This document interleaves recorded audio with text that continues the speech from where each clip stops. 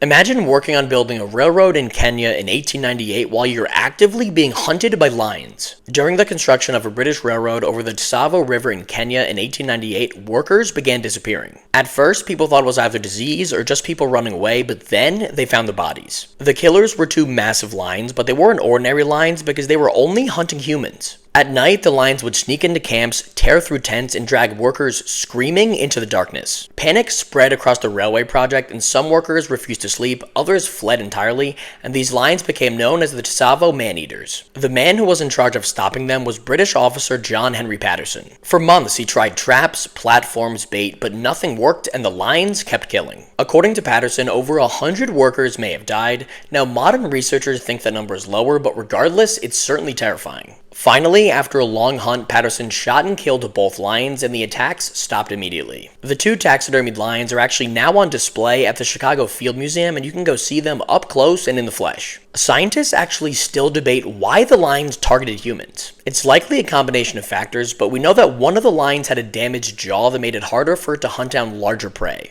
On top of that, in the 1890s, there was a disease in the area that killed 90% of the hoofed animals, which are traditionally the prey of lions. Part of what makes these lions look pretty eerie is that they were male lions, but neither of them had manes. Patterson ultimately wrote a book about the ordeal that was turned into a movie called The Ghost in the Darkness, starring Val Kilmer. Despite the fact that these attacks took place more than 125 years ago, the story is certainly still cause for nightmare fuel.